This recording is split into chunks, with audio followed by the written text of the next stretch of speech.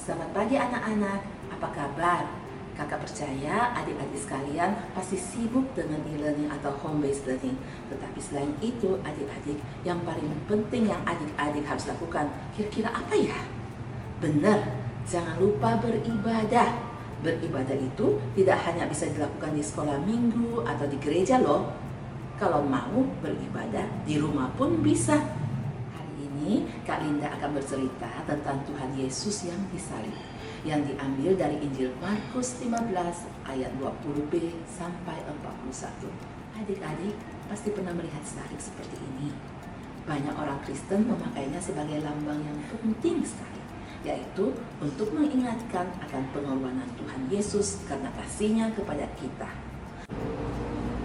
Tetapi tahu tidak adik-adik, kalau pada zaman Tuhan Yesus hidup, salib dipakai untuk menghukum orang-orang yang melakukan kesalahan besar. Adik-adik pernah dihukum? Karena apa? Ayo, berbuat salah kan? Bagaimana perasaan adik-adik saat itu? Kakak yakin pasti sedih. Bagaimana ya kalau dihukum tetapi tidak berbuat salah? Pasti lebih sedih kan? Nah, saat itu Tuhan Yesus yang baik, yang tidak berbuat salah akan dihukum. Aduh adik-adik, kasihan sekali. Dia memikul salib yang berat dengan tubuh yang penuh luka. Dia berjalan dengan terseok-seok keluar dari kota Yerusalem menuju ke bukit Golgota. Dan sekali-sekali terjatuh, dan di sepanjang jalan ada pula orang yang mengejeknya.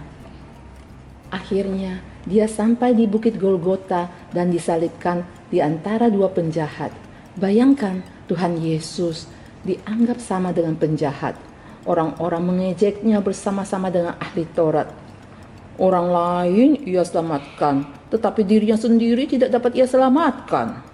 Saat itu masih pagi. Ketika siang jam 12, terjadilah kegelapan. Ketika siang jam 12, terjadi kegelapan. Lalu Yesus berseru, "Allahku, Allahku, mengapa engkau meninggalkan aku?"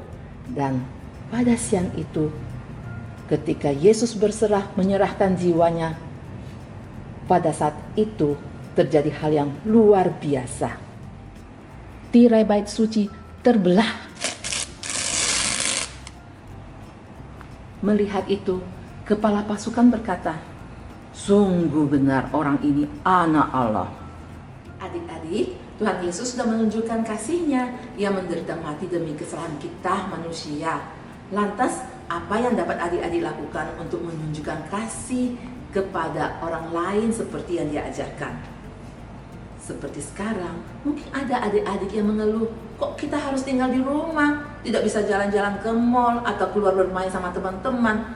Daripada mengeluh, papi mami pasti akan senang kalau adik-adik mau membantu mengerjakan tugas rumah atau sebagai kakak membantu mengajar adik mengerjakan pekerjaan sekolah.